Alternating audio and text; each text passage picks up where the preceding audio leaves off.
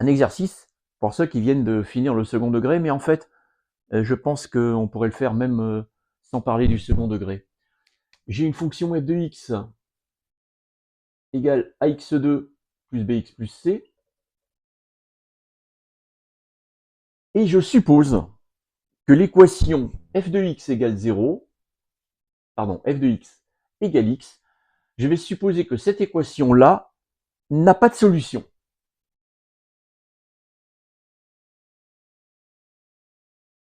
On vous demande de démontrer que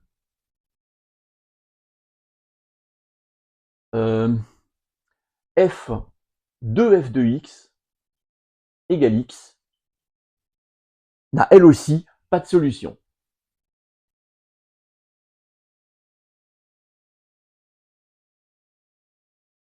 Alors ce qu'on peut faire, c'est toujours un petit peu intéressant à faire, c'est d'essayer de visualiser un peu ce que signifie f de x égale x n'a pas de solution. Si je dessine par exemple dans un repère la droite d'équation y égale x, ben voilà, ça veut dire quoi que f de x égale x n'a pas de solution? Eh bien ici donc on a affaire à une parabole, ça veut dire que la parabole, si je dois la dessiner, ben elle est forcément soit au-dessus, soit au-dessous. Elle ne peut pas couper la droite, parce que si jamais elle coupait la droite, ça voudrait dire qu'on aurait un x qui vérifierait f de x égale x.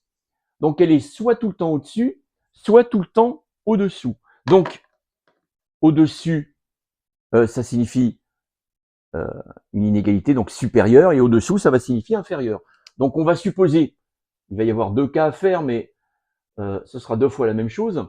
Supposons que f de x soit strictement supérieur à x, c'est-à-dire je vais supposer que f de x, donc ma parabole, est au-dessus de ma droite y égale x. Ces notions de au-dessus, au-dessous, c'est une question au baccalauréat lorsqu'on vous demande de donner les positions relatives de deux courbes, l'une par rapport à l'autre. La réponse, c'est toujours au-dessus, au-dessous, et ça s'étudie toujours en étudiant le signe de la différence.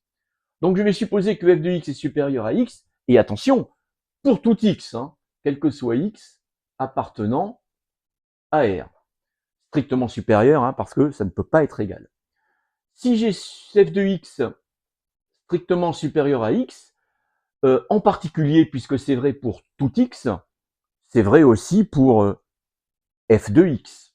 Je peux donc en déduire que f de f de x, en remplaçant x par f de x, est supérieur strictement à f de x. Mais j'ai par hypothèse que f de x est strictement supérieur à x.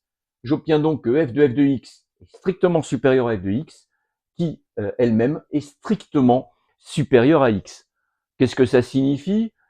Ça signifie que f de x est strictement supérieur à x, donc f de x, puisqu'elle est strictement supérieure à x, ne sera jamais égale à x. Conclusion, f de x égale x n'a pas de solution.